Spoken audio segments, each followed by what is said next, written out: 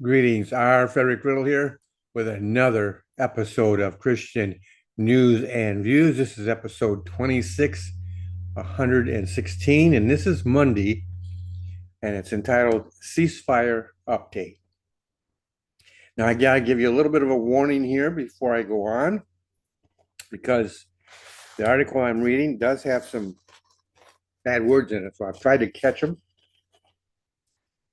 and edit them out, but I can't guarantee anything. So, high-level peace talks between the United States and Iran have concluded, mediators said Monday, with the immediate launch of a new round of lower-level technical discussions this week in Switzerland. The two sides agreed on a roadmap aimed at reaching a final agreement within 60 days, according to a joint statement by mediators Pakistan and Qatar. They also agreed to establish a de-escalation working group that includes Lebanon to address the fighting between Israel and Hezbollah there. A communication channel was also established to prevent incidents and misunderstandings and to ensure the safe passage of commercial vessels through the Strait of Hormuz, the mediator said, calling the progress encouraging. Vice President J.D. Vance had begun the talks Sunday, expressing hope that the two sides could turn over a new leaf, as back in Washington, President Donald Trump threatened fresh attacks on Tehran if it blocked the reopening of the strait. Iran's lead negotiator responded by accusing the United States of being desperate and warning of retaliation against any U.S. aggression. Despite the bellicosity, negotiators from the two countries, along with mediators from Pakistan and Qatar, held about 18 hours of intensive talks and consultations at the Swiss resort of Bergenstock, according to Iranian media. Afterward, Iranian Foreign Minister Abbas Araqchi praised tireless Pakistani and Qatari mediation, saying in a post on X that oil and petrochem exports are waived, blockade lifted, some frozen assets released, and major reconstruction and development plan launched for Iran. U.S. officials had not commented on the negotiations Monday morning. The Bergenstock gathering, dubbed the Lake Lucerne Summit, is part of a 60-day effort to build upon the recently announced U.S.-Iran ceasefire and establish a broader deal that would end the war and address concerns about Iran's nuclear program. The question before us now is how much more can we accomplish together? Can we turn over a new leaf, Vance said at the start of talks on Sunday. Can we change relations in the Middle East permanently, or do we go back to doing things the old way, which is not our preference, but is certainly very much something that can happen? Tensions flared over the weekend after Iran said it was closing the Strait of Hormuz in response to Israeli attacks on Lebanon. U.S. Central Command said Saturday that commercial vessels were still passing through the waterway. But it said Sunday afternoon they had no updates. The safe passage of commercial vessels through the Strait of Hormuz is critical to bringing down global oil prices. Since the war began February 28, surging oil prices have hurt the U.S. economy and taken a toll on Trump's approval ratings amid consumer worries about higher gasoline costs. In a phone interview on Sunday with Fox News' Trey Yingst, Trump threatened to attack Iran and take over the Strait of Hormuz if Tehran interfered with passage through the waterway. You close the Strait of Hormuz and you won't have a country, Trump said, he told Iranian officials. Yingst posted on X, you won't even make it back to your country. Trump also underscored the threat in a Truth social post in which he urged Iran to stop Hezbollah militants in Lebanon from causing trouble. If they don't, we'll hit Iran very hard again, just like we did last week, only harder, he said. Iran's lead negotiator, Parliamentary Speaker Mohammad Bahar Ghalibaf, responded, they better be careful with their statements and warned in a post on X that such threats are ineffective. We don't count on the threats of the Americans, he said. Iran's official Islamic Republic news agency described the quadrilateral talks as entering a difficult phase after Trump's message. The negotiations in Switzerland are key to Washington's goal of preventing Iran from developing a nuclear weapon. Trump has cited Iran's nuclear ambitions as a main justification for his decision to go to war. A memorandum of understanding that Trump signed at the Palace of Versailles in France last week puts the onus on the U.S. to deliver early, including by lifting sanctions, freeing billions in frozen assets, and dismantling the naval blockade of Iranian ports. The two sides established a 2-month timeline to flesh out the details and settle issues that have plagued negotiators for years. Iran promised to let shipping traffic flow freely through the Strait of Hormuz. The deal also outlined an end to military operations in Lebanon, which is a core issue for Iran and requires the Trump administration to pressure Israel to halt attacks on Hezbollah, even though Israel is not a signatory to the agreement and has denounced it. Iraqi, while praising the progress of the talks Monday, said negotiators Lebanon deconfliction cell would be the first real test of the progress. U.S. intelligence agencies have warned the administration that Israeli Prime Minister Benjamin Netanyahu is likely to remain intent on continuing attacks on Lebanon, which could undermine Trump's effort to negotiate a long-term agreement. But over the weekend, the fighting appeared to have eased after the Israeli government ordered its military Saturday to limit operations in Lebanon to defensive measures. On Sunday night, Netanyahu promised that Israeli forces will remain in South Lebanon. Speaking at the JNS International Policy Summit in Jerusalem, he said the U.S. would act in the same manner as Israel if, across the border, you have an army of thousands of terrorists who pellet your cities and your towns with rockets and ballistic missiles and killer drones. You know what America would do. It would cross the border, create a security zone, kill the terrorists, and protect its people until the threat is removed. That is exactly what we are doing. So this has been a very interesting article to begin with. And I just want to make a few comments here on some things that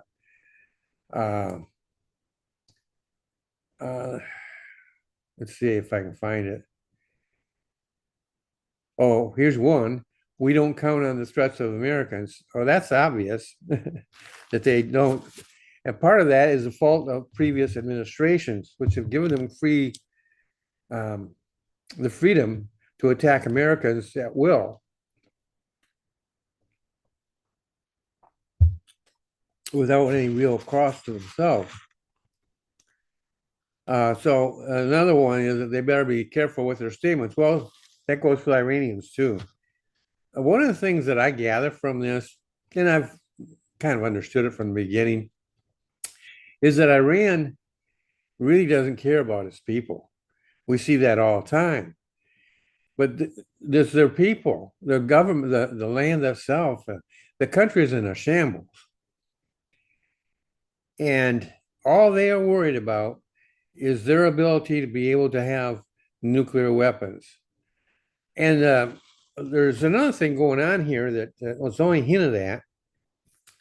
And I want to talk about that a little bit, if I can find it here. Let's see. I think it was Vance that said it. I can find it.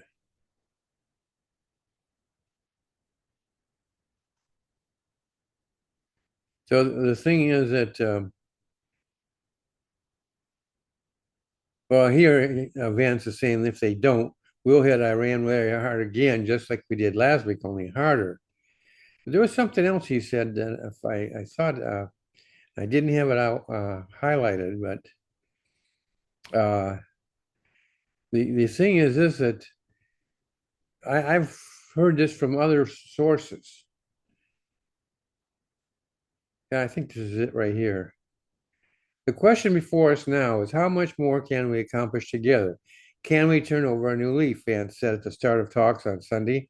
Can we change relations in the Middle East permanently, or do we go back to doing things the old way, which is not our preference, but is certainly very much something that can happen? And I believe that somewhere in here, that it was mentioned that the United States taking over the here we are. In a film interview on Sunday with Fox News' Trey Yingst, Trump threatened to attack. Oh, so it was Trump, not Vance. Trump threatened to attack Iran and take over the Strait of Hormuz if Iran interfered with passage to the waterway. It's a very quick statement, but it actually reminded me as soon as I read that earlier that uh, the possibility is there that the United States could go in and literally take over the straits. That would probably mean putting Marines or something going in and taking over the shoreline, so to speak. It would be the eastern shoreline of Iran. I don't know how they could do it without manpower. And to do that, they might need congressional authority. I don't know. Um, but they could just take it over with their ability with drones and their weapons and so forth, and just simply control that area um, very dominantly with automatic weapons, robotic weapons, and so forth. However, they plan on doing it if they do it. That is a strategy that seems to be out there. They haven't really discussed it much, but they've hinted at it. And like I said, I've seen another resource that pointed to that ability. So right now, the United States is controlling the area um, at sea. But the hint is they can move in and take over literally a territory belonging to Iran and controlling it so that they have the control of the strait rather than Iran. That would be devastating for Iran if that happens. But again, Iran turns a blind eye to the suffering of its own people, and they will send their people to death, known expected death, if it will accomplish has any chance whatsoever accomplishing their goals. And so that is something that's a hard that's it's almost like in World War II, Japanese sent Kazi what's he, how you say that? Uh, where the planes attacked. Kazi can't remember how it went. I was thinking about it earlier and I had no problem with it, so that's probably old age. But Kazi, something Kazi or Kazi something. And it was an attack in which suicidal attacks, what they were. And the Japanese would go and attack our ships, knowing that their planes and therefore their pilots would be knocked out of the sky. It was a suicide mission. And it almost came very close to working. The United States was willing to shoot them down, and we did. And we were able to protect our ships. But it was a very tenuous situation there for a while. And so the Iranians are kind of like threatening that same idea. They're willing to send people to their death, known expected death, with very little possibility of succeeding in their mission. At the same time, they are financing and supporting Hezbollah in Lebanon. When they use the terminology that Israel is attacking Lebanon, that's technically not true. They are attacking Hezbollah in Lebanon. And Hezbollah is a terrorist organization which has really been an invading force, if you will, in Lebanon. That the government of Lebanon has been very hard put to just even stay in power, let alone expel them. They should be welcoming Israel, and they may privately be so doing, but publicly they're not going to do so. And so this is a side war going on, and Netanyahu has a point. If we were under attack by Canada or Mexico, and they were firing artillery into our cities and our population area centers, we would not be standing by and doing nothing. We would go in and take them out, and that would be a unified government. I think even most Democrats, not all, there are some Democrats who they'll never agree with the Republicans on anything. But there are enough Democrats in there who would agree with the Republican Party that we couldn't tolerate such an attack on our sovereignty of our nation and on the people of our nation. That's what Israel's fighting for. Its own people, it's legitimate territory that it owns, and they're attacking Israel and all that. So Israel has a right to defend itself, whether they're there in belief, faith, or not. And they're not. They're there in unbelief. But they still, the Jewish people, God still loves them and is going to restore them someday. They're still under his disciplinary control, but we don't have any right to add to that. We are supposed to be supportive of Israel as best we can. And so that puts us in a very delicate position. And it also puts the whole perspective of the Iranian war in perspective. They two should not be united as far as that goes. I mean, it would be as we told Iran, you've got to stop the war in Lebanon. Well, Iran's not going to do it. They got too much investment in there. They have control of Lebanon, and they want to maintain that control. And so they won't even listen to that any more than we will listen to what they're saying. But here's one of the things that I think is a positive note in this whole thing. Both sides are cited all their arguments, public arguments, and everything else are privately as you can do it in this world, but they are privately meeting in Switzerland and negotiating some of the more technical aspects. So they're moving forward. And so that gives just some hope there that they have two sides here. You have the public side that we all see, makes us all worried. Then you have the private side, which is far more positive, far more practical in day-to-day negotiations. Both sides have to give a little bit. But both sides have their lines they're not going to cross. They're not going to give in. I would say to Iran, we've been tolerating you for it's got to be close to 48 years now. For 48 years, we don't tolerate it anymore. You will stop, or we will stop you. You will stop your uranium. By the way, there's plans out there to affecting the nuclear, the armament.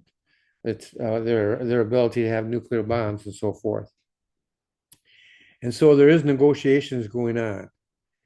And I think that they're going to come up with something that's going to require policing of some sort, whether it's by the United States or some other neutral country or something like that.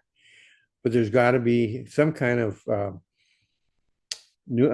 inspections with teeth that's going to make sure that whatever is agreed upon is kept. Iran can get back to where it was once before. And the United States will most likely, just like we did in World War II, we demolished Germany and then we stepped in and helped them recover. Well, that can happen for Iran too. Our version of a Marshall Plan, I guess you'd call it. But the thing is that to get to that, they got to be able to keep their word. They're not very good at that.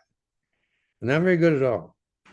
And the fact that they're using the war in Lebanon to even suggest closing the straits once again just shows how unreliable they can be.